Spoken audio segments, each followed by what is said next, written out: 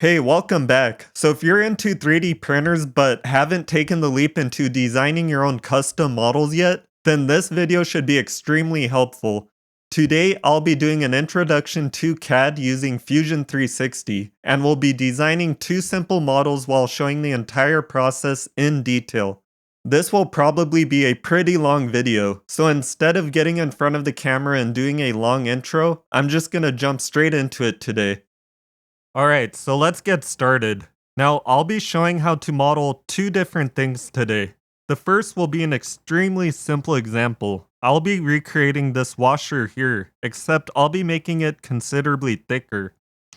The other thing I'll be modeling is a box to house this circuit board, along with a few components such as a power jack, a pot, and a switch.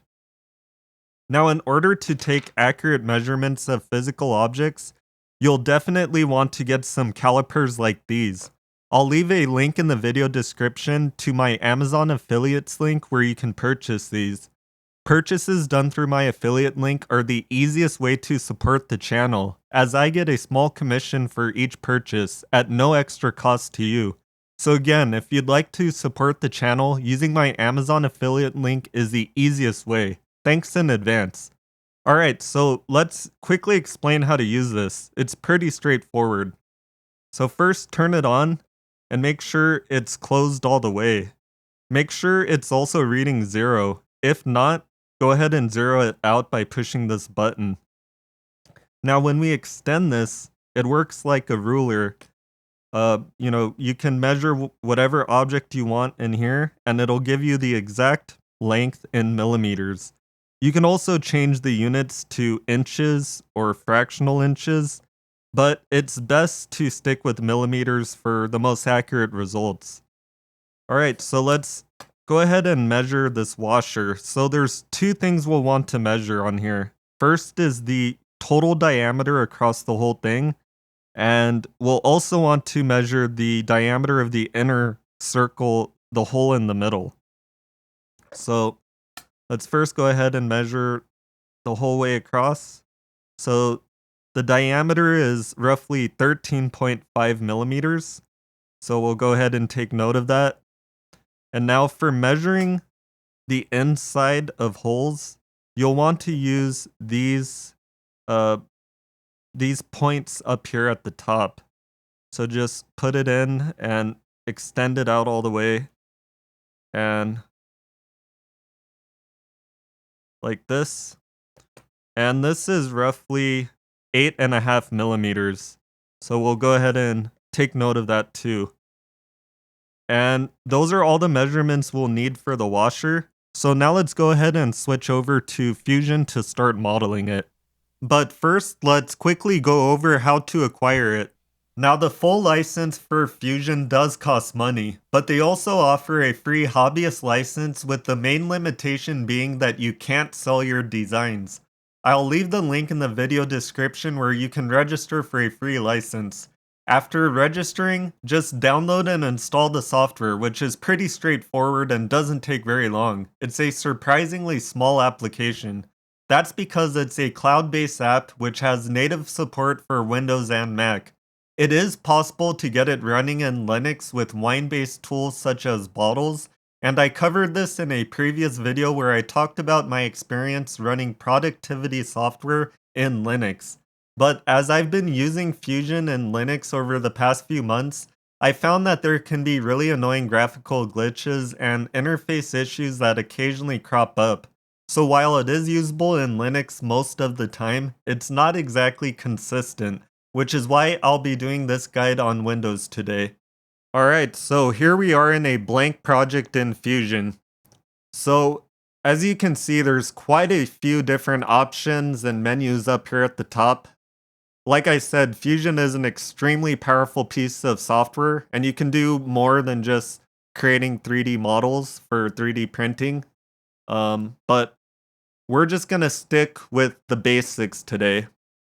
Now the first thing I'll point out is the navigation. So if you see this cube in the top right, if you left click it and hold, you can drag it around. This will change your camera's orientation. But since we don't have a model in front of us yet, we're not seeing anything really change. But the other thing too is if we just left click one of these faces, it'll snap to that view. So I'm going to click the top and snap to that view so we can do our sketch. So the way the general flow works is we first create a 2D sketch or a drawing, and then from that we can expand it out to 3 dimensions by extruding it out. And then it's just repeating that process of starting with a 2D sketch and then either expanding that out to a 3D object or using that sketch to remove um, to remove like matter or mass from your object. So let's go ahead and start by selecting up here, create sketch. Now you'll need to select the plane where you want to start your sketch. So since I already left click the top up here, we already have a top down view. So I'll just left click this plane here in the center. Okay, now you can see the options up here changed. These are tools to help you create your sketch. So you can see a rectangle shape, circles, a few other things like lines if you want to manually draw your sketch. Then if you click here, create, you get a drop down menu of a lot more tools to help you do your sketch.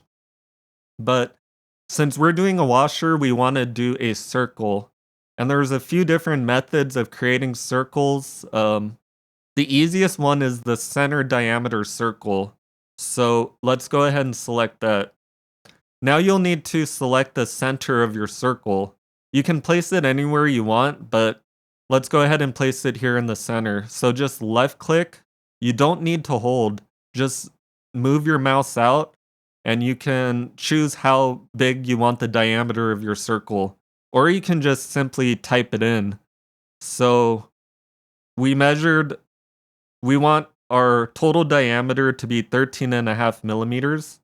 So I'll go ahead and type 13.5 and push enter. Now you can zoom in using the wheel on the mouse. Okay, so there's our sketch. It's just a 2D sketch though. So if I grab the cube at the top, you can see I can move our camera, and this is completely flat, not a 3D object. So I'll go ahead and click the top to snap back to the top view.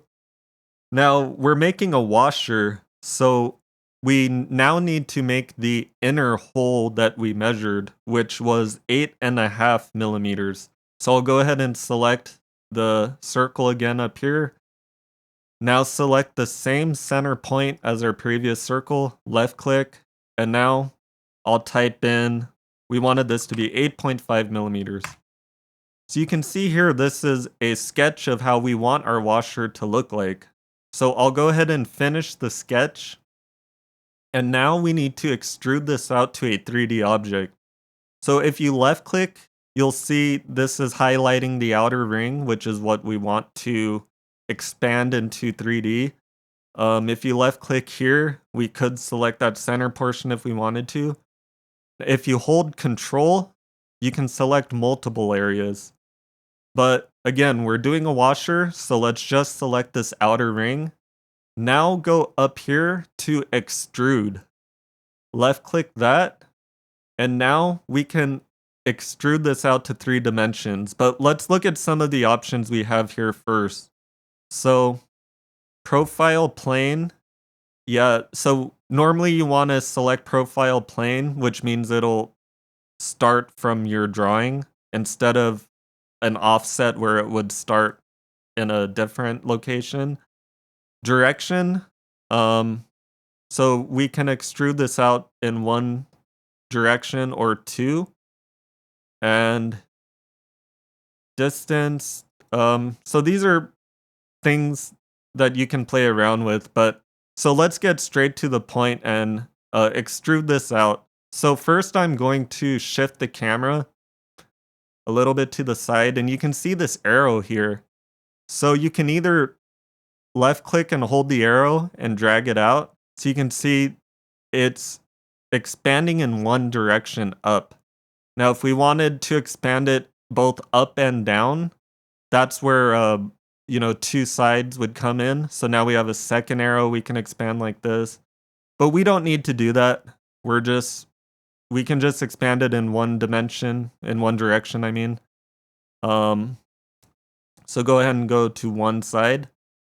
And you can also type in the distance that how high you want it to be. Instead of dragging with the arrow, we can simply just type it in here.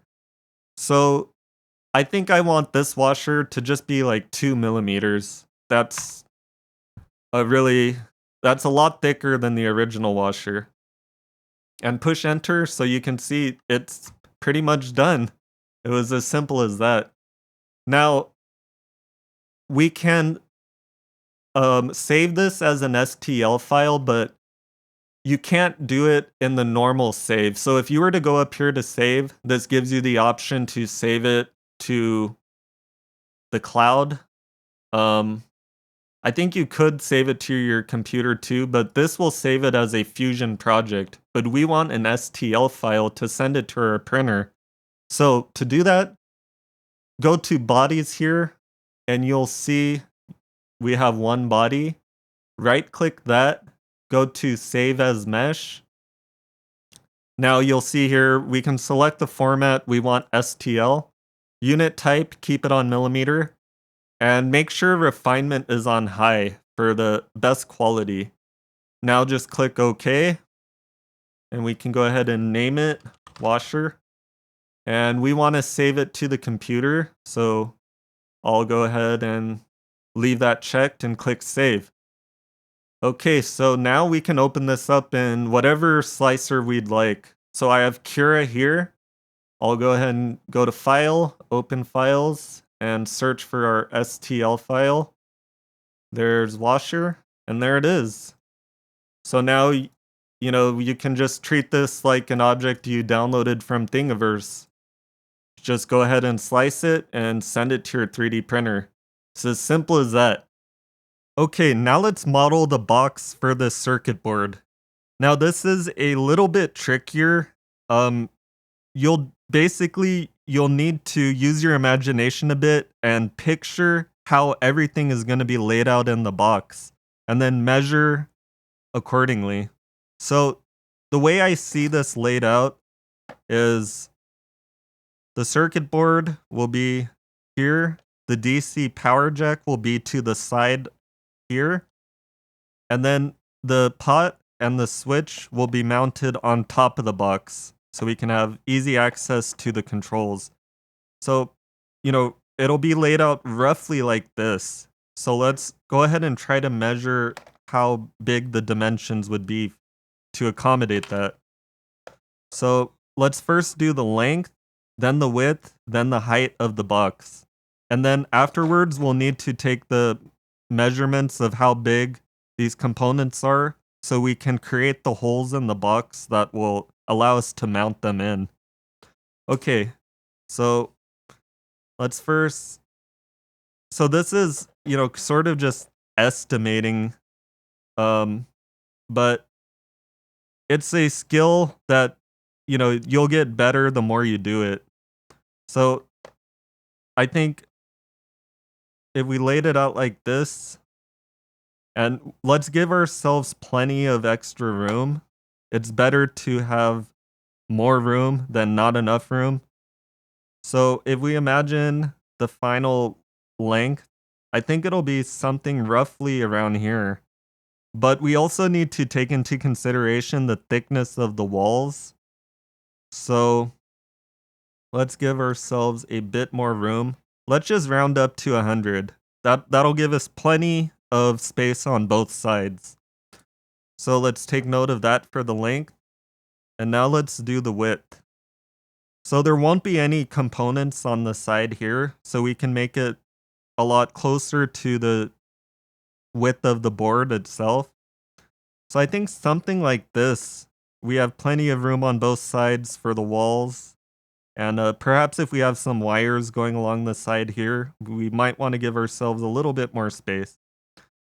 So let's say 56 millimeters for the width. And now for the height. Now this is gonna be a little trickier, but here, let's get the helping hands here. We can hold it here. And now I'll just place these components here. So that's more or less how I imagine they'll be laid out in the box. So now let's measure the height. So again, we want plenty of room on both sides. We have this component sticking out at the top here, so let's kind of start there. Let's make it a little bigger. Yeah, I think that'll be plenty. Let's go a little bit more to 54 millimeters will be the height. All right, so now we just need to take the measurements of the diameter of these components. So let's first start with the pot. So the pot is roughly 7 millimeters, a little bit less. We'll take note of that. This is roughly 6 millimeters. You can see I'm rounding up. And yeah, generally you'll want to round up and give yourself a little bit extra room, because it turns out when you actually 3D print the actual object, it tends to be a little bit smaller than what you designed it to be. So if we put in Fusion, we wanted a hole of 7 millimeters wide, when we actually print it, it's probably going to be more like 6.5 millimeters, just a fraction of a millimeter too small. So it's good to round up when doing these measurements. And now the last thing is this DC jack. And let's say 12 millimeters for this one. All right, so that does it for measurements. Now we can head over to Fusion and start modeling the box. All right, so we're back in Fusion with a blank project. So let's go ahead and jump right into it. So again, let's start by shifting to a top-down view. Now we'll create a sketch, select the plane. Now we're going to be making a box this time. So let's select the 2-point rectangle. And again, we can start this wherever we want, left click, and now move the mouse out. And again, you don't need to hold left click for this, but we can instead left click where we want our rectangle to end. Or we can simply type in the dimensions. You can see we have 59 by 28 right now. So we want our box to have a length of 100. So I'll type 100, then push tab. Now we'll specify the width, which we want it to be 56. Go ahead and push enter. And now we have our outline of our box. So the next step we want to do, finish sketch. And now we want to extrude this out. So go ahead and click extrude. We can drag this out, or we'll type in the height. So 54 was what we said the height is. Go ahead and push enter. Okay, so now we have our box, but it's just a solid box right now. So what we want to do is remove a portion from the inside.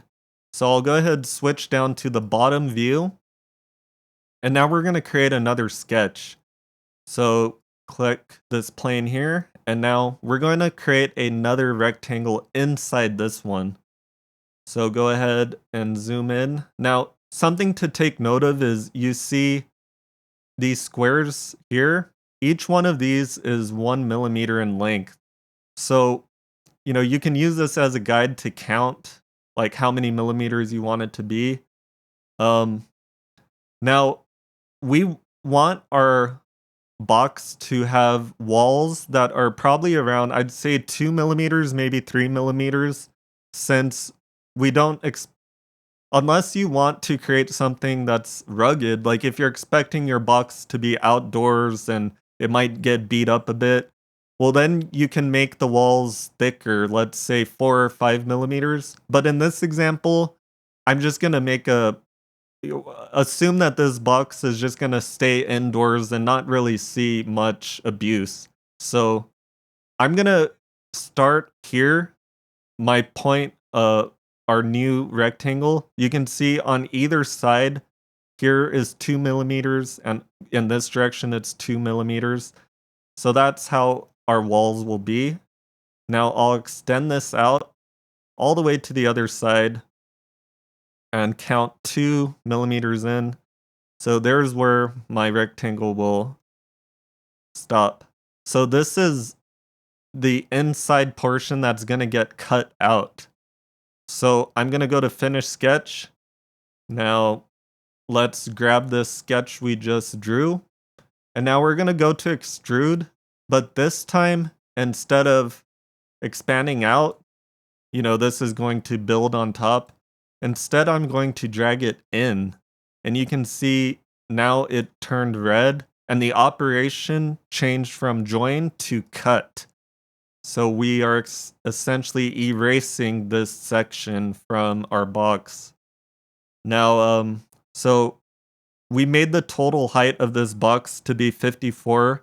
So we're going to cut out 52. So this will leave 2 millimeters at the top of our box here. So go ahead and push OK. And you can see the operation is done. Now, another really useful and necessary tool is this inspect tool or measure. So go ahead and left click measure. And now we want to select the 2 points that we want to measure.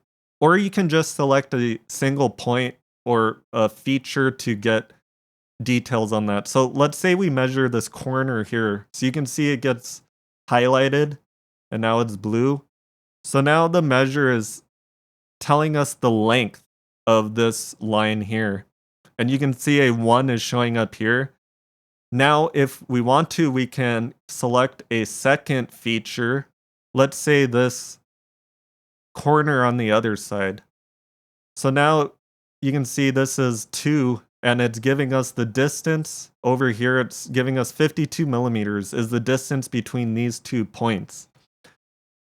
So this is really useful. You're going to need to make sure things are the right size and proportions as you're designing things. So now if you left click just an empty area here, that'll reset it. And now I can select another feature. So let's select this face here. So you can see the face, it has a area of 3024 millimeters squared. Now if we select the other side, now we're getting the total distance across the whole thing, which is 100. And, that's what we measured. That's what we want it to be. So this is just verifying that everything is correct so far. Now, the next thing we need to do is create the holes to mount our components. So let's shift to the top view here. Now we can create a sketch for our holes. So go ahead and click create sketch, select this face. That's where we're going to be sketching. Now, if we want it to be dead center, so I'm going to create a hole, let's say right here, and then a hole right here. But I want these holes to be dead center from the top of the box to the bottom of the box. We want our holes to be dead center along this here. So you could count the squares. We know that our box is 56 millimeters in length. So if we wanted it to be dead center, we can just count to, 23, or 28. And 28 would be dead center. Or instead of counting, we could create a sketch that will give us sort of a reference. So I'm going to first create a rectangle, start at the corner, extend it all the way out in this direction. And then for the height, we're going to do half of the total. So that was 28. So push enter. And now we have a sketch that is this line here is directly dead center. Now, let's click this arrow here to get a drop-down list of our sketches. So you can see our first few sketches here, and then this was our second sketch, and now our newest one here. But these old ones are hidden. So when you're done using a sketch, they'll automatically get hidden, and you can unhide them by clicking here or hide it again. So now let's create the sketch for our holes where our components will go. So I'll create a new sketch, select the plane, and we're gonna do circles this time. So let's so in terms of where these go, like I could make more boxes to find like, subdivide in this direction and find a symmetrical place to put it, but I'm just gonna eyeball this. It's not crucial that it be, completely s- subdivided in half or thirds to place this hole. So I'm gonna go like right here. So this will be our switch, which we wanted to be 6 millimeters. Let's go a little bit more, because remember how I said, depending on your 3D printer, some will be more accurate than others, but you'll typically find that the holes come out just slightly smaller than what you specify them to be here when you actually print it. So I'm going to do 6.2 millimeters. Give it a little bit more. Okay, and now our next component, let's just say right here, we wanted this to be 7. Let's go up to 7.2 millimeters. Okay, so there are the holes, and now we want to extrude these, but we want to cut into it. So let's make our lives a little easier and first get rid of this sketch that we used as a reference. You can see that line in the middle is gone because I got rid of the sketch. So now we just have these sketches. We can easily left click, hold control, left click this one. Now go to, oh, I'm sorry, let's finish the sketch first. So that sketch is done. Now we can go to extrude and drag it down. That'll cut into it. And there's our holes. And again, we can inspect this to make sure everything is the right measurements. Click measure, select this ring, and we can see radius 3.6, diameter 7.2. So yeah, looking good so far. Now the next part, we want to do a hole for our DC jack. So I'll click this face over here, create another sketch here. I'm not too concerned about this being dead in the center. So I'm just gonna estimate, like this looks close enough to center. And we wanted this to be 12 millimeters, but again, I'll go a little bit bigger, do 12. And push, and we're finished with the sketch. Go ahead and select the sketch, extrude, and cut into our box. All right. So looking good so far.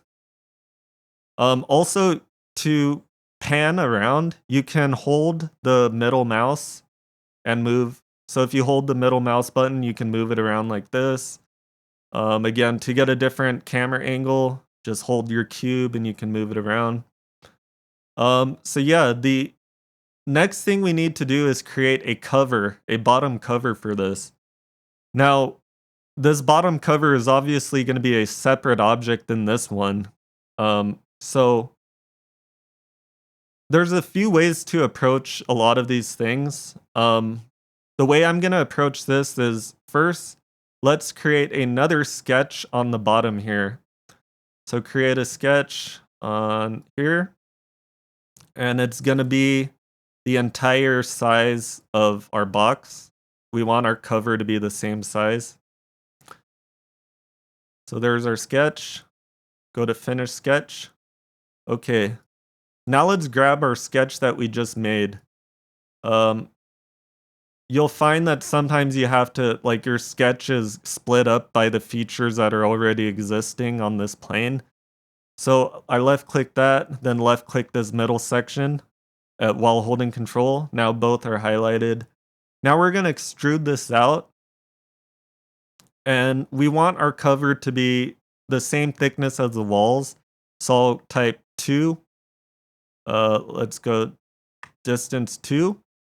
But you'll see the operation is join, which is the default one. If we were to push OK, this would create this new feature and attach it to our box. So it would just be one solid object. But we want this to be a separate object. So we want to switch this to new body. All right. Now we can push OK. And you can see here under bodies, now we have 2 different bodies. Now, in order to work on our second body, we could hide our first body. So see, now we have this one to work on. We could also, so if I bring back the other body, we could also just move this one away. So if I have this one highlighted right now, go to move copy. Now you have 3 arrows. You can move it in whichever dimension you want. So you can see I'm pulling it away now. And yeah, we can work on it like this too. Whatever you feel comfortable with. And notice that, there's a lot of different options here. We could rotate it. For example, select rotate and then select the axis. Let's say that axis. See, now we can rotate this.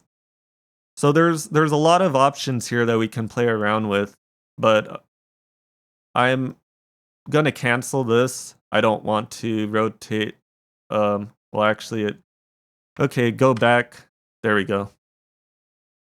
All right, so now I'm not going to show this today, but ideally, the way I would do this for an actual, if I were printing this out and wanted it to be, solid and usable, I would create little legs here along the edges, and also like little, basically I'm trying to say like a snap mechanism is what I would create. So there would be a little leg going across all the perimeter on the inside of the box, and then along the cover too, and design it in such a way that when you push in the cover, it snaps into the box. But I'll cover that another day. I would like to keep this video at a reasonable length, and it'll take a while to explain that. So for now, I'm just going to create a little like, I'm going to create a section that just sticks out a little so that you can fit it into the box and it'll stay in one place. And then you can like glue it or tape it or, do whatever. So it'll be easier if we hide the first body first. Then let's snap to the top view here. Now I'll create a sketch. And now create our little a section that will rise out that will fit into the box. So again, our walls are 2 millimeters. So we could start here and just follow exactly the walls. But again, if we were to make this exactly the same dimensions, we might run into a problem where this is slightly bigger than the box's opening. So I'm going to make this ever so slightly smaller, like, maybe right here. And then drag this out to the other side. And again, instead of going all the way, this would be a perfect size, but let's make it slightly smaller so we know it'll fit into the box. Okay, finish sketch. And now we want to extrude this out. Let's just do it 1 millimeter. I mean, I guess you could do 2. 2 might be better, actually. Yeah, you could do 1 or 2, just enough to, kind of snugly go into the box and make sure it doesn't move around. All right, so that looks good. And if we unhide our box, yeah, we can see that we can move this and it'll snap right in.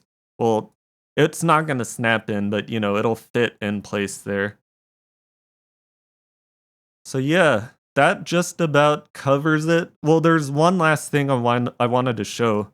So this box right now has completely sharp edges, but to make it a little more visually, aesthetically nicer, let's go ahead and use the fillet tool. So that what this does is it rounds off the edges. So go ahead and left click this, and now you'll want to select all the edges that you want to get rounded off. So I'll go ahead and select these edges. I'm just going to be doing all the outside edges. We don't need to do the inside, or, I mean, you could if you want, and you could do these circles, or the holes, you can round off those edges too, but no one's really going to notice that. So I'm just doing these corners, and then let's do the bottom of the box, or I mean the cover. So go ahead and select those. And actually, I'm going to do this separately. So I'm going to unselect the cover. So let's just do the box's corners. So now we want to specify the radius amount. Basically, the higher the number, the more rounded the edges are. So if we type 1, we can see they got slightly edged off. 2, it's more rounded. And 3 will be even more rounded. But you can only go up to a certain point. Like if I were to do 8 or 7, so see, we get an error. That's too much rounding. You would need a bigger object in order to round more. So I think 3 was good. That looks pretty good. Push OK. Now let's do the cover. Fillet. The reason why I'm doing it separately is because I think 3 would be too much for this cover, since the cover has smaller edges. So the cover, let's just do 1, maybe 2. 1 is good enough. Okay. That looks pretty good. So again, if we wanted to print this out, we just go to the body, right click the body, save as mesh, click OK, name it, box, and then we need to do the cover as a separate model. So save as mesh, OK. And if we go back to Kira, we'll go to File Open, select the box and the cover. I have to do it one at a time. So there's our box, and there's our cover.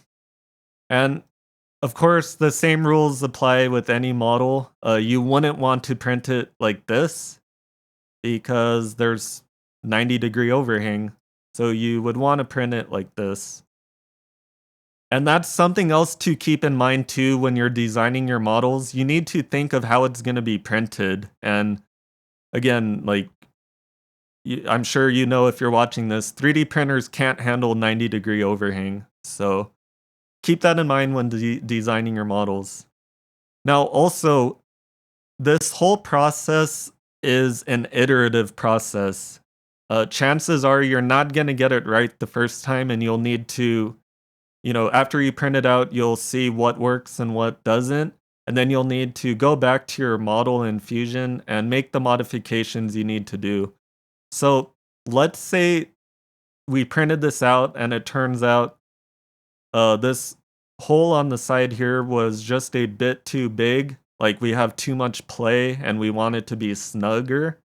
So let's go back to our model here.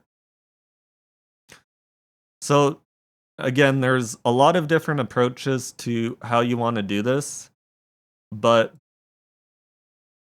let's go ahead and do a sketch.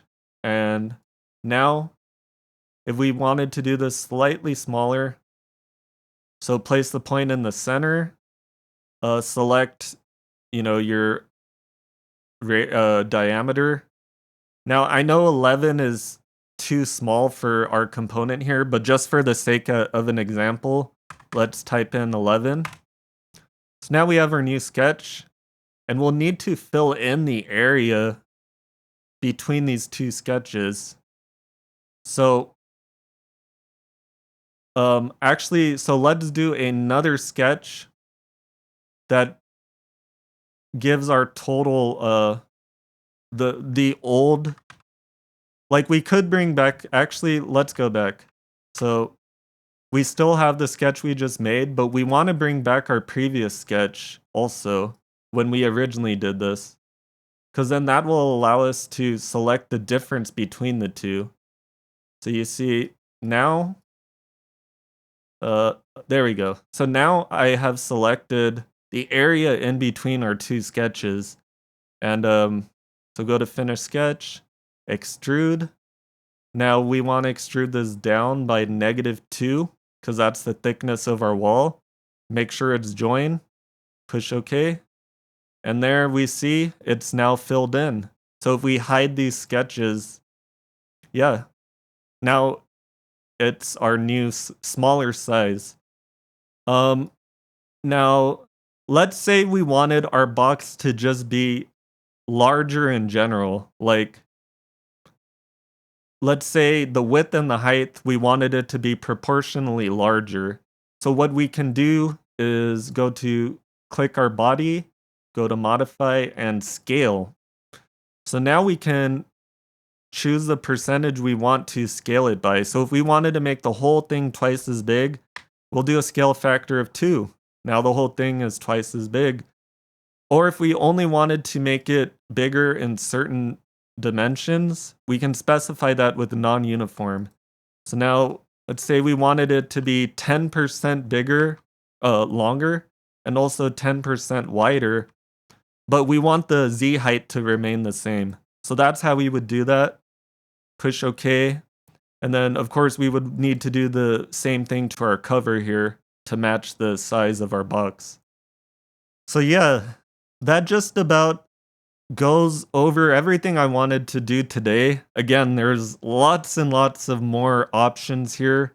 And I encourage you to play around with them and just, there's no way I can cover all this in one video. But I think what I showed today is enough to get you started, and you can make completed models with just these simple options I showed today.